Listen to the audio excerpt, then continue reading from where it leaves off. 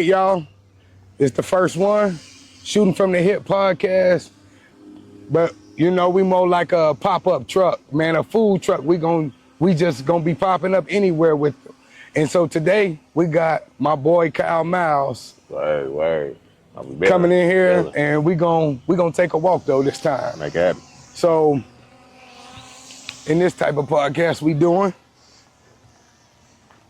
make it where we able to actually get some exercise in while we discuss some entrepreneurship and what my boy Kyle does. Word. So Kyle, why don't you tell us a little bit about what you do? Word, man. First, foremost, man, let me give my praise, honor to God, man. Because of him, I do what I'm able to do. I'm an educator. I put it that way. You're always going to be an educator, everything that you do, no matter what job it is, but I specifically work in schools. I am a teacher currently. Goal of mine is to move up into administration. I feel like there needs to be more Black men in administration so that the kids are able to see us in those type of roles. When you say the kids are able to see us, what do you mean by see us? Like see black men, like strong Black men, or like what you mean just to see us? Man, I feel like, so a lot of people, administration, when you think about principal, first and foremost, like I said, with teaching, you see a lot of women. You see a lot of women in teaching. Now it's been expanded, but and in those admin roles, you see a lot of white men. And I feel like people in power have been recently expanded to multicultural. Okay. But I feel like the school system is one that we still kind of don't see as much of Black men in those positions. So in any type of administrative role. Even in the school system in general, you think about it, whenever there's something involved with the student, a lot of time the first person that they call is the mom. Men in general are not invested into children's education, I should say. And when I think of education, I think of it's more than just the ABCs and 1, 2, 3. We got to educate kids in all manners. You know what I mean? So, men, we try to teach our kids certain things, and that's still education. That's still educating kids. So that's what I meant when I first said, we're all educators. Okay. So, but how long you been doing it? So I've been in the school system for about 6 years now. I started off as a paraprofessional, so I was like a teacher's assistant. Okay. Then from there I got into special education, and I was working in special education. I was doing one-on-ones with kids with different type of physical, mental, or learning disabilities. And then this right now is my first year teaching. I'm currently trying to get my teaching license. I plan to teach for a few years, and then that's when just to get the background knowledge to actually go into administrative. So you plan on going in administrative hard? Yeah, and there's a plan for that too, though.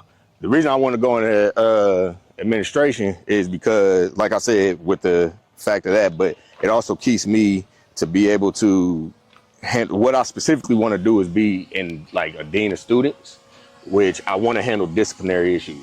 I feel like, a lot of kids are misunderstood in the things that they do or the reason why they do the certain things that they do. Okay. So I feel like there's different ways that we can handle discipline with kids as opposed to always just suspension or expulsion. Like whooping them? What you think about whooping them in school? In school? Yeah, or is that? All right, so. You said discipline, so. Right. No, so I'll say I'm always a fan of I feel like the consequences related to the action. So let's say sometimes kids, they dirty up a classroom, they mess up somebody's classroom and all this stuff, teacher's classroom. I feel like there's a lot of times they want to be grounded for suspension or this, that, and other. I'm like, no, we can help these kids clean up the schools and do different things within the school. So like community service? Yes. And I was just going to say, because there's going to be ways for them to help the community more. Okay. If they do things of that nature. I'll give a perfect example. I had a kid who one time, and I was doing lunch duty at the school that I worked at, and had a kid threw a muffin across the lunchroom. Starting a food fight. Trying to start a food fight or something. So he threw the muffin. I never knew who it was when he did it. But then I did some background detective work and found the kid that it was. First thing I made him do was apologize. So he apologized to the whole lunchroom. So you made him take accountability. I did, exactly. Because that's huge. Accountability is huge. So, and we're gonna get to that too. Okay. But made him apologize for what he did. Then he didn't just apologize to the class. I mean, not to the class, the lunchroom, but he also apologized to the lunch ladies. He apologized to the custodians. Then I had him help the custodians out with cleaning that lunchroom. So, and it left it at that. It wasn't nothing further than that. And I feel like to that extent, that's what I mean when I say the discipline can be handled that's related to the action in itself. You know what I mean? That makes sense. But do you think he understood after that moment, or do you think that was just something you thought? So, like I thought about it in the moment? Yeah.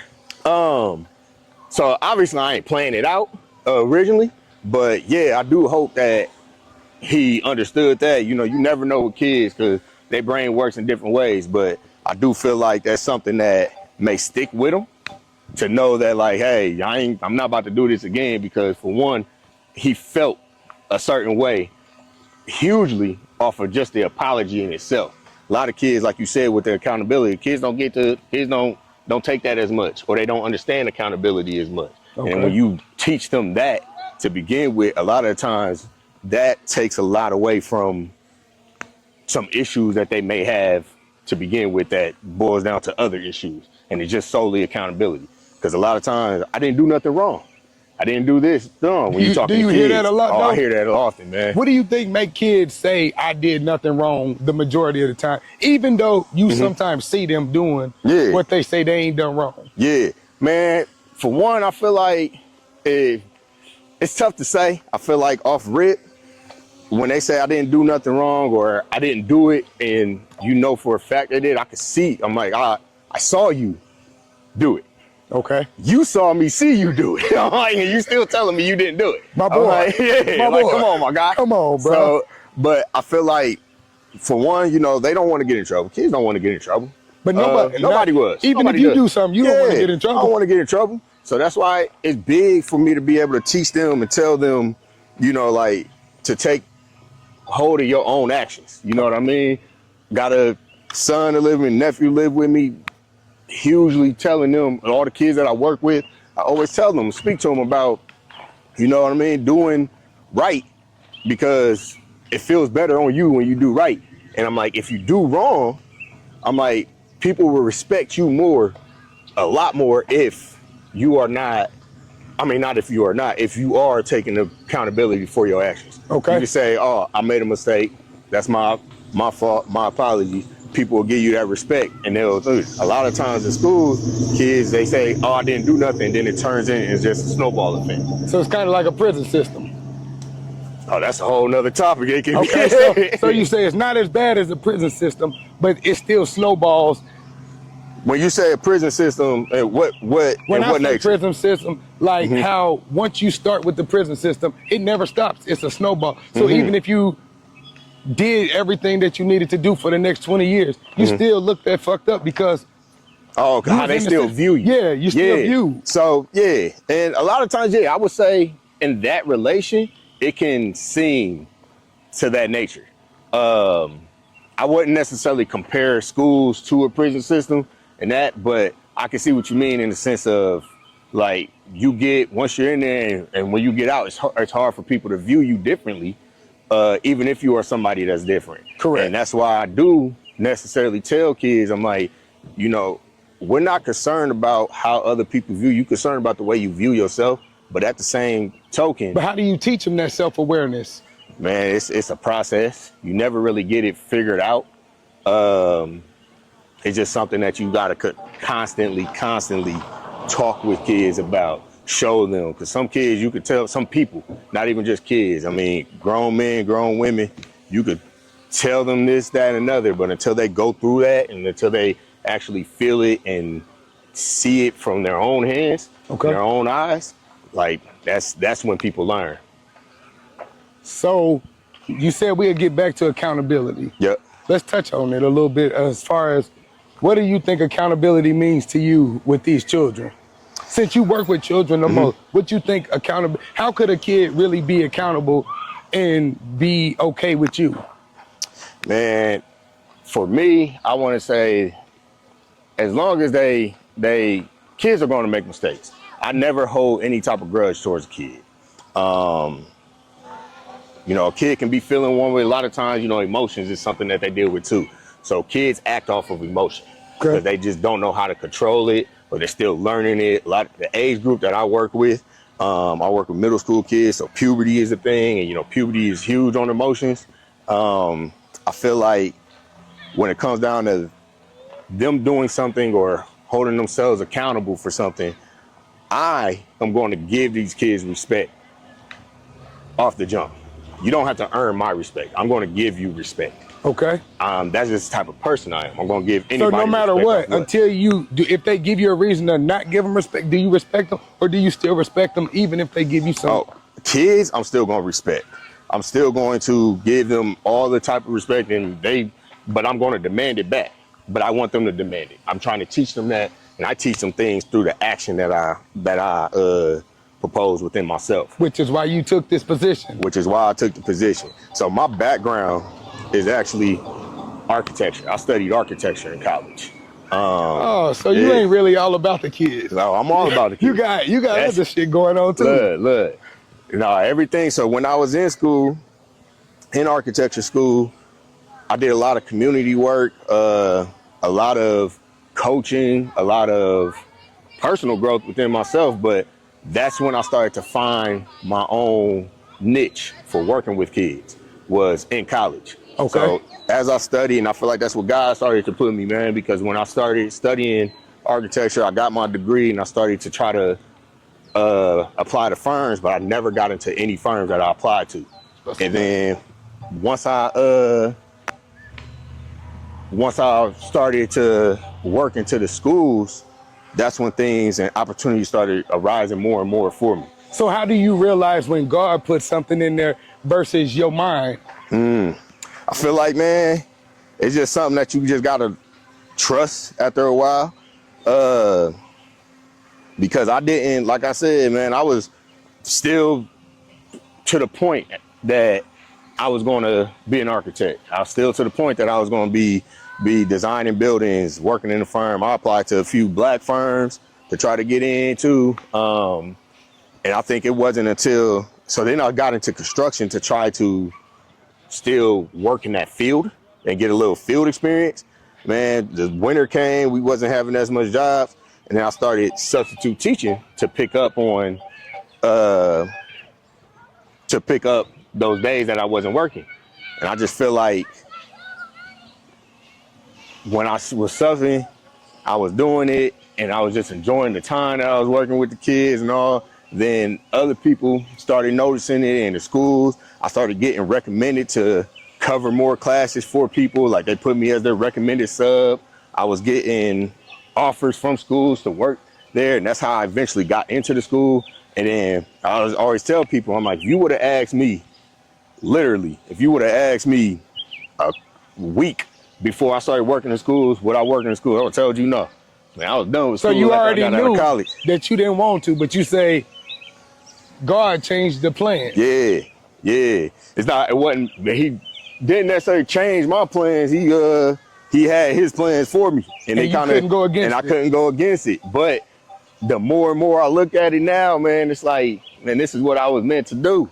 I'm meant to work with kids. So even as I venture into my personal business now, and as I try to grow that, it's still working with kids, you know, because like I said to you earlier, even before we got on here, man, we are all here to serve in some way, shape, or form. Correct. Every business is about serving the clientele. You know what I mean? So like, no matter what, you are here to serve in some way, shape, or form. So mine just happened to be serving you. You know what I mean? I appreciate that though, man, because Definitely. I know how you are with my boys. Mm-hmm. I see how you are with your family, Appreciate it. and my boys look up to you. And it's different things that I say to them that they just be like, Yeah. man, my dad said that, whatever. You know? But then you come outside and be like, bro, Yeah. And what's crazy is I see the same thing. Like I even see that with you. I told you about that with my nephew. Like he looks up to you, and that's why I say, man, we here to serve people. But I see that in the schools as well. I can talk to somebody and connect with somebody, with one of these kids, and then there's kids that honestly I don't connect with. You know, just naturally. do you think it's a reason? That I don't connect with them? Yeah. Just that's human nature. You don't connect with everybody. Okay. You know, so but the key to it is recognizing, and this is where the difference in making and recognizing why you're there is. My goal is not to connect with every kid. It's not for me. My goal is to make sure that every kid has a connection. You know what I mean? So whether it's you or somebody else, whether it's me or somebody else, I just want to make which sure is that the way you serve. Which is the way I serve. I just want to make sure that this kid has somebody that he can talk to, that she can talk to, that she feel comfortable, you know, growing and being open with. And because when you have that, especially at an adolescent age, when you have that, it makes a huge difference in your growth pattern and who you are. So if it was something you wanted to say that everybody could hear as far as teaching or something that would maybe keep this ball rolling with young black men wanting to be in administrators or teachers, how would you convince them that that's what they need to be doing, or how would you get them to understand that this may be for you instead of just for anybody? How could you go about that? Ooh, that's a good question. That's deep. I feel like if I was to tell somebody, so like, can I phrase it in a way that like, man, this your mic, man. Younger, you got the mic. Hey, look. You got the mic. Look, I love that. So I have a nonprofit as well. My nonprofit is called Terrence Miles Youth Initiative. Okay. Our main goal is to focus on giving kids exposure experiences that they may not be able to experience themselves. And we recognize that in order for you to recognize that something is within you, you have to be exposed to it. You have to see it in action. You know what I mean? So you have to recognize that there's more to life and there's more to what's out there other than what I'm seeing on a daily basis. So even though we just did a lap, you saying there's more than just lap. There's more than just the lap. There's more than just we in Indianapolis. There's more than just Indianapolis. There's more than just Decatur. There's more than just Indiana. There's more than just America. You know what I mean? There's more than just the earth. There's more out there. There's always more and more and more out there. And so that's what TMYI is all about in exposing the kids. But the reason I bring that up is one of the phrases that we have is growing people, grow people.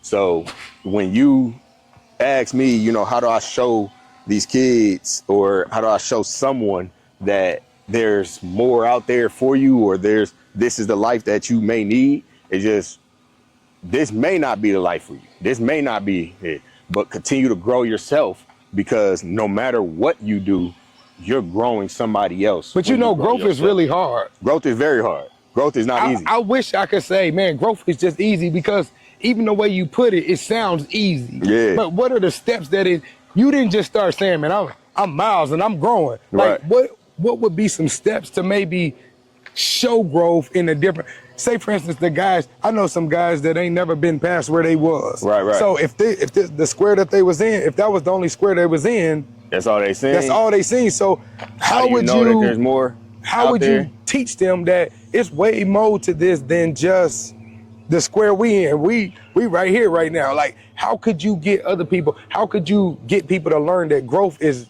way deeper than just? I put it like this. It sounds cliche, but it's get out your comfort zone. So I put it in a way that most people can understand. Because even dudes that work out and they doing something. So get comfortable with being uncomfortable. Get comfortable with being uncomfortable. So when you work out, you have to push yourself in a certain way in order to see the growth or the gains that you want to see. Correct. You know what I mean? So you are going to do more and like, I recognize I got one more push-up, and it's uncomfortable when I do that other push-up. It's uncomfortable when I try to do that pull-up, lift that weight, whatever. The thing about that is when you see that you're doing that, and you afterwards, it was uncomfortable in the moment, but then it's like, damn, it's a You felt good better. uncomfortable. Yeah, it's a good uncomfortable. And it's like when you start seeing those results from it, it's like that's what that other push-up was for. That's what that other pull-up was for. So it's like no matter what field or no matter what route in life that you're taking, if I do one more push-up, if I do one more pull-up, it don't have to be nothing huge. It don't have to be nothing crazy. But if I do one more of each of this shit, it's going to get me to a point eventually that like I can see that there's more. And when you start getting, you get a little taste, and man, if I eat one chip, how hard is it to eat one chip in the bag? You know what I mean? Hey, what they say, once you pop, hey, the look, fun you don't feel stop. me? Look, that's what it is. I eat that one chip, I'm like, shit, I want another chip. Once you pop, Like, the fun don't yeah, I stop. want another chip. So that's what it is. Get you another chip. You know what I mean? Get you another chip, man. Go out there, like, taste that little bit. Once you taste that little bit, man, go get you some more.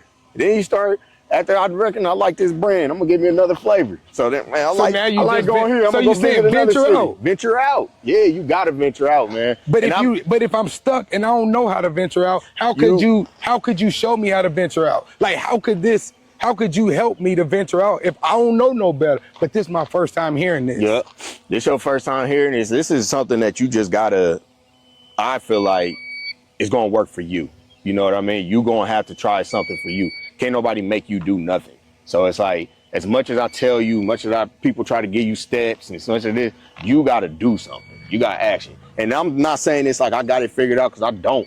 I'm not there yet, but it's the growth. It's the growing portion. It's not what it was for me. I'm not the same individual. And I recognized once I was growing myself, then I got lazy and stagnant. Oh, I got uncomfortable, bro. You know, we just had that talk the other day. Yeah. So I got uncomfortable, bro. But once you get to that, and it's like, now you recognizing when you on bullshit. Now you seeing that, you know what I mean? Before I didn't know I was on bullshit, but once I started getting off of that, and then I got back to it, I'm like, oh no, I'm playing. The boy said, I looked at my grass and realized, man, I'm getting out of control. I'm getting out of control, dog. I'm getting too comfortable. Yeah. I'm like, everything got to be quiet. I had to get my grass a new hairline. I had to go get me a new hairline at the same time. You feel me? Sometimes that's all it takes is for you to look good. You feel good, which makes you do. Yup. Those little changes, dog, is little changes. That's all it's about. Making those little changes, building those little habits. But you got to apply it. You got to do it. That's the thing a lot of people ain't talking about, is the actual do. Damn.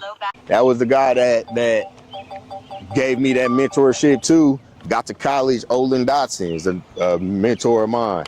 Wes Jans. I mean, there was a couple different people that grew, all the coaches that I had.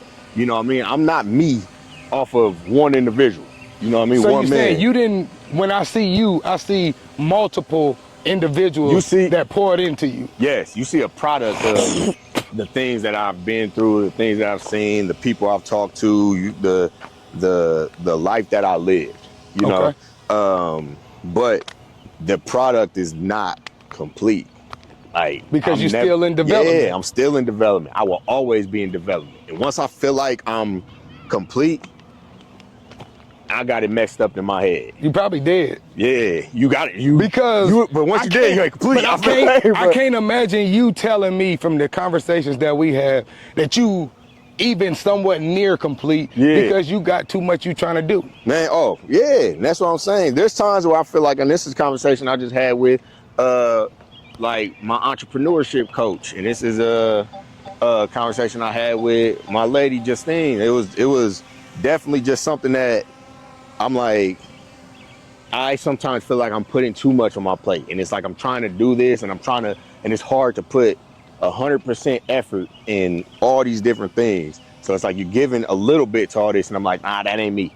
I can't give a little bit to something. You know what I mean? I got to give it. So I'm like, I'm slowly taking things off my plate so that I can dedicate 100% of my time to the things that need that. That makes sense, though. Yeah. I'm like, when you're doing too much, and I always felt like, and that was something I learned young, you know, to be a provider. And it's like, you know, by any means necessary. So it's like some of those times it's like, but as I get older, I realize that when you put your trust in the guy, you gonna get that, man. You gonna do the things that you need to do and get what you need to get by doing what you supposed to do, if that makes sense. But I mean, you know, I never thought. I remember I wrote in my journal like 4 years ago that I was gonna be a teacher. Even though I was gonna be plumbing, I was gonna be more of a teacher than actually doing the work. And when I got the position, before I even got the position, I came and I was talking to your ass like, damn, bro, I can't believe this. Like, I remember that. I don't believe this. You were sitting there telling me, I'm like, damn. And you told me, you was like, you a little bit worried about, you know, how it's gonna go, you know, if you're gonna do it right. I'm like, bro, this is, first of all, it's what you do. Just naturally, and that's what I said, man, we here to serve. Naturally, everybody here to serve, no matter what the product is.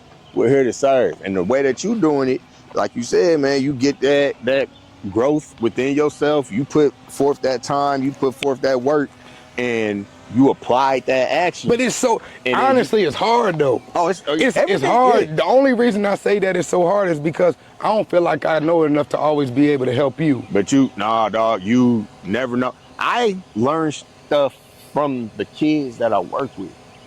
I learned from my children. I learned from your kids. Exactly, bro. So it's never, somebody always got something to teach. You learn stuff from newborn babies. They ain't even experienced life the way it is, but you learn how to grow. Yeah, but you learn how to help them. You learn how to be patient.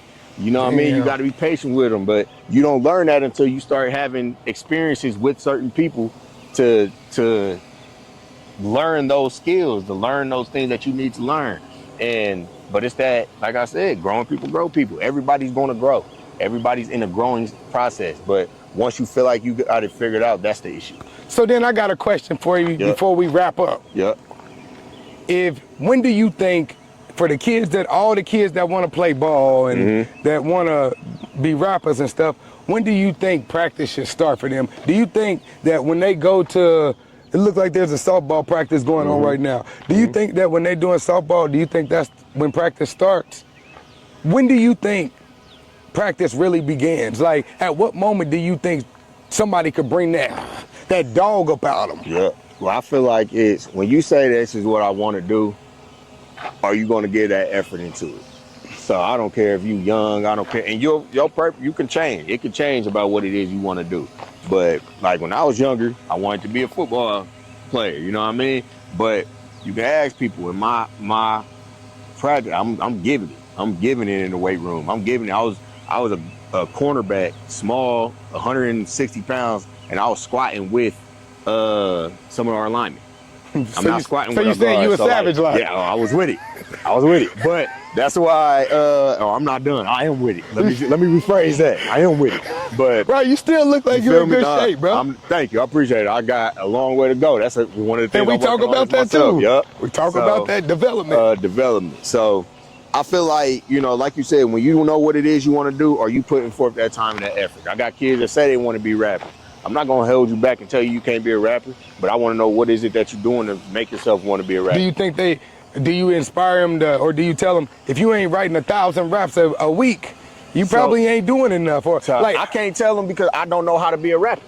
You know what I mean? But you know how to get where you need to go. Yeah, I'm in the process of learning that. So I'm like, I'm going to show the things that I'm in the process of learning and tell that to them. So I'm like you said, are you researching some of the information to read? Even at a young age, you can research. Y'all watch videos on YouTube. Right, man, these kids TikTok. Be watching flicks, man. Instagram. These so I'm like, kids do whatever. You watch stuff. It's just your reels. What your reels is. What type of stuff is coming across your timeline. If you ain't consuming yourself with what you trying to do, you really probably ain't trying to do it. That's the main thing, dog. That's the main thing. If you're not consuming yourself with what you're trying to do, then you're really not trying to do it. When the last time you said you wanted to teach and you didn't know nothing about teaching, you don't educate yourself about, you would almost have to be nothing but consumed, like almost possessed with your craft. Yes, you do. And this for adults. And this is for adults. This is for kids. I mean, so it sounds weird. You never really hear educators tell people this. And I always say it they say, I tell them, you don't have to go to school. You don't have to go to college. You know what I mean? I tell kids, they talk about dropping out to do this. I say, I'm not going to encourage dropping out. But I know people personally and you know, through just, you know, media and all that, that people have dropped out of high school, dropped out of college, whatever, and still been successful. But when they did that, there was with a purpose. Correct. So there was a purpose that they did that, and when they did that, it was so that they could dedicate their time here and to this. I'm not gonna tell you just to drop out with no plan. Don't do that. Don't do that. I did that. You got your plan, but then once you figure what happened after that, it took some time, because I didn't have a Coach Miles. I didn't have a Coach Miles, man, and nobody really. Back then, you know, we around the same age, but growing up, people wasn't really pouring into you on positive. It was some old foolishness. Whereas now, we understand that, man, maybe I need to grab you up instead of just slapping you in the face. Maybe I need to tell you, let's do push-ups together instead of saying, you go do them alone. Sometimes we got to get that engagement, and I think that ultimately helps us out too. Because that engagement is like, damn, bro, if I didn't engage with you, you didn't engage with me, how could our children engage with each other as well as they do? They have to see that, and it comes from somewhere. They like, dang, they even feel comfortable enough to listen to you when they don't listen to me. That's crazy. And that's real, because I mean, anytime that I'm with the kids, anytime that I'm with anybody, and like I said, you know, that's why I said I'm an educator, because, you know, teacher has a title, and when you're an educator, we all educate each other on everything. You know, teacher is a title of a position. You know, we all teach. You know, if we all teach, we all educate, but it's just something more to being an educator. So when I'm working my part-time job, I'm educating people on certain things. When I'm working in here, like through this podcast. Hey man, we working right now. We working. And then even with that, a few of the things you've said throughout here, I'm like, yo, dog, that's dope. You know, I like that. And it's like I'm growing, you growing people grow people. So no matter what, man, it's always about pushing and striving yourself, growing to be the best version of you. And part of that, to wrap it up, is with being accountable for yourself. You know what I mean? Making sure you recognize it's like, all right, am I doing it? Am I putting that time and that effort? And like you said, giving 100% of myself to this, my craft. And if I'm not, am I conscious of that? Am I recognizing that? And then if I do, I need to say, dang, I messed up, and I need to get myself back on track. You know, so, and that's something that I'm learning within myself, because recently, as you even have, we just said, I've noticed that with myself.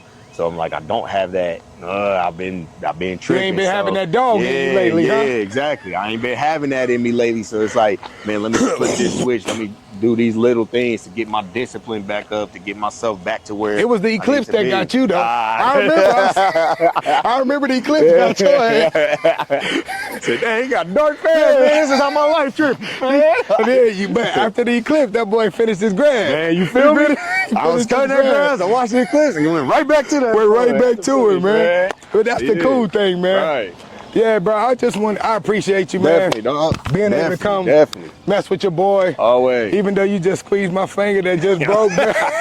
The strong ass, bro. Always. So, man, you know, bro, I do appreciate you coming, man, and doing this, because really, all love, man. I want to do this again. And y'all know, this the first Shooting from the Hip podcast, man. Oh, this ain't my last time being on here. Oh, no, man, he probably going to be right back, man. We going to do this. And you never know where we're going to be at. It's only going to get better. This is our first time. Bear with us. You're going to see the growth in both of us as this continue on, man. Man, so until the next time. Yes, sir. I'm out.